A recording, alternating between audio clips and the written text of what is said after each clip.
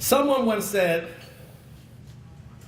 look to the past and its lessons, for history will truly repeat itself and or be the portals of the future.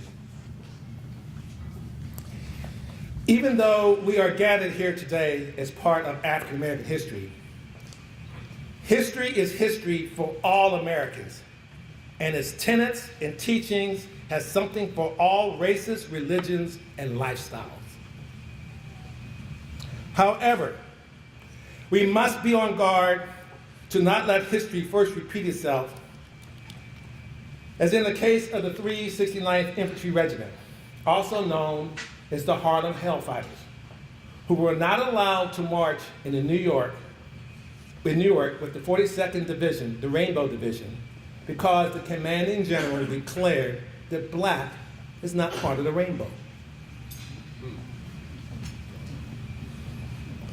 Yet, the 369th Infantry Regiment, who were reassigned to the French, they were reassigned to the French when they were deployed to Europe, in theater by General Pershing, was the first unit to the Rhine, beating General Pershing's own troops. Secondly, do not let history rewrite itself as Hollywood has done with its movie version of the Red Ball Express with Telly Savalas. In reality, most of the Red Ball Express units were African American soldiers who provided the foundation and spearhead of the logistical support for George Patton's Third Army March across Europe. How do I know?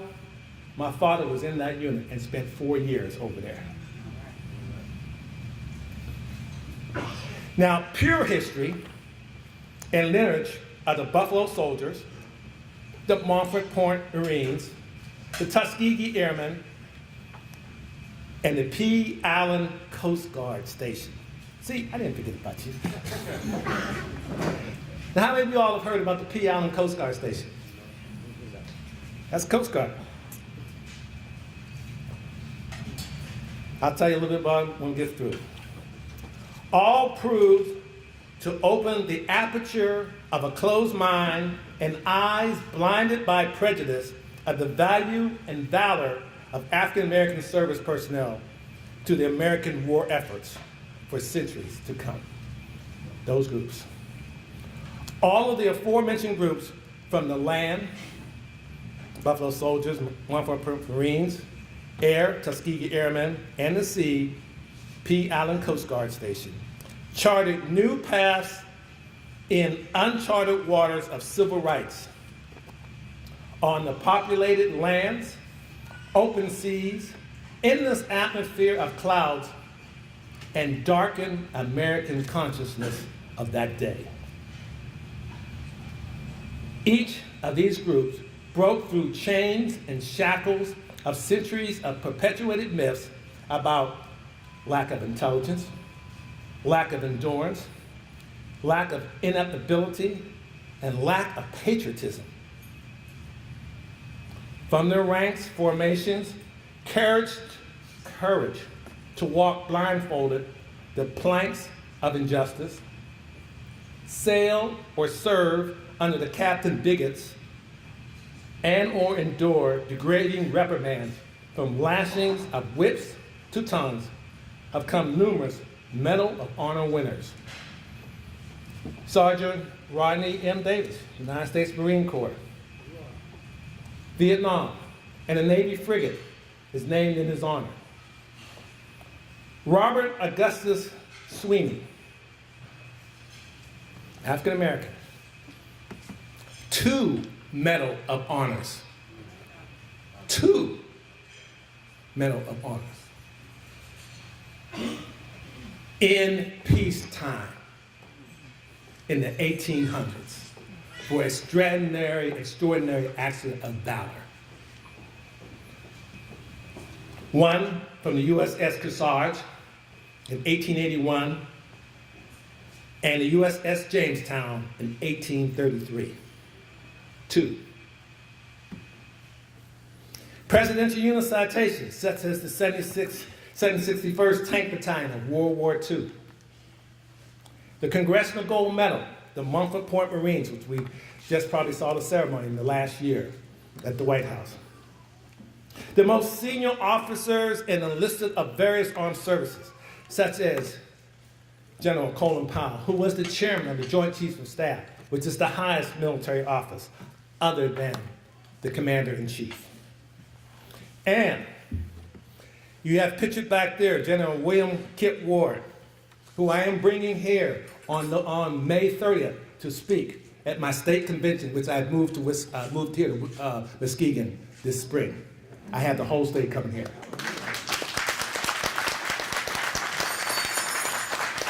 These will be the veteran services veterans from across the state, UP, Adrian, Detroit, Wisconsin. And General Ward, who you had there, will be here, because I've already talked to him, will be here as one of my speakers. So he'll be in your community. And a platitude of military equipment named in their honor. Now, Coast Guard cutter Richard Etheridge. See, I didn't forget about you. He was the officer in charge of the first all-black Coast Guard unit, P Station, off of Virginia. That was the first. And saved ships in distress with their white lighthouse and everything. He had the USS Harmon Destroyer Escort, which was the first naval ship named in honor of an African American. Leroy Roy Harmon, Navy Cross, Battle of Guadalcanal. Each of these achievements for you youngsters in the audience demonstrates that in the dictionary is the only place where success comes before hard work and sacrifice. Only in the dictionary. So always remember that. Only in the dictionary.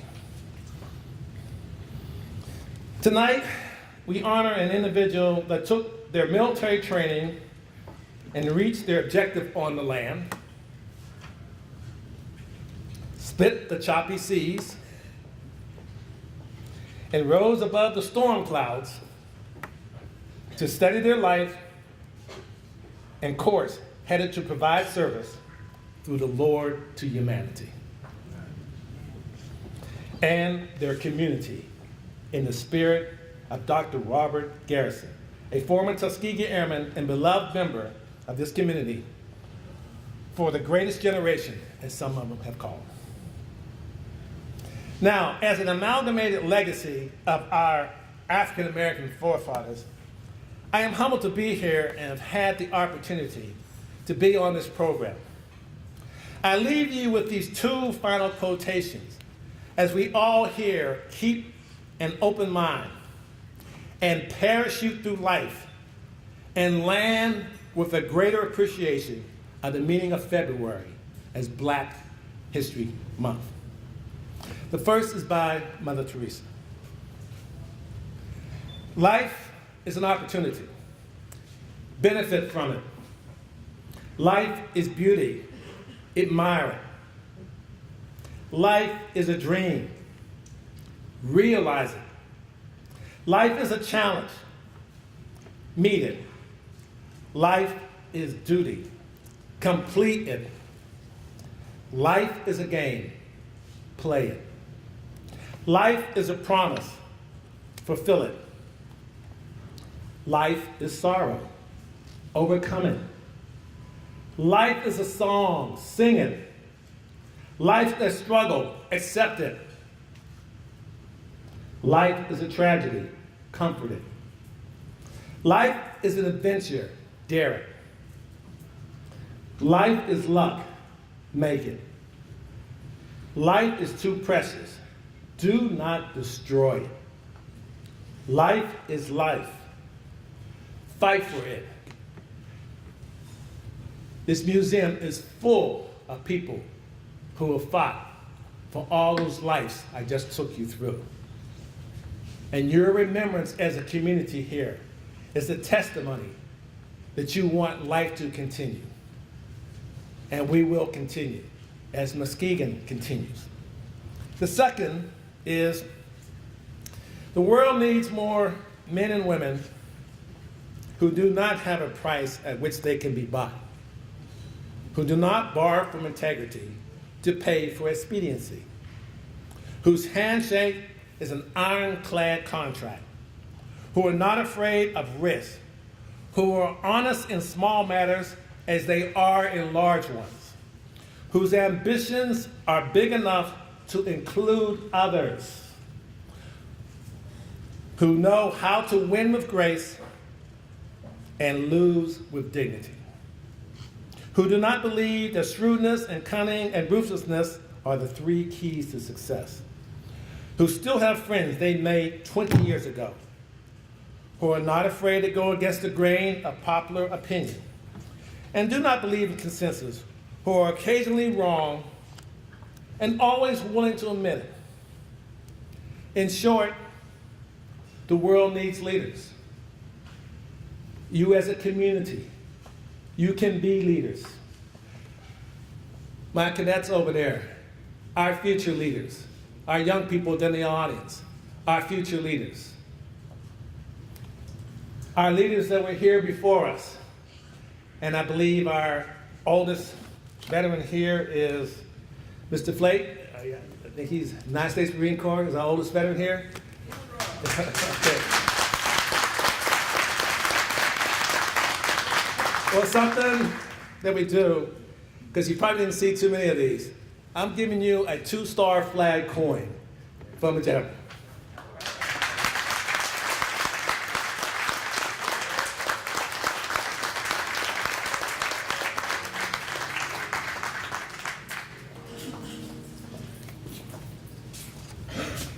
That's the oldest.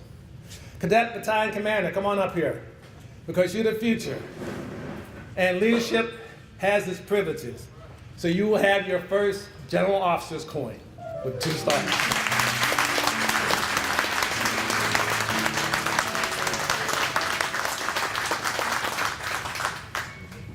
He forgot to salute.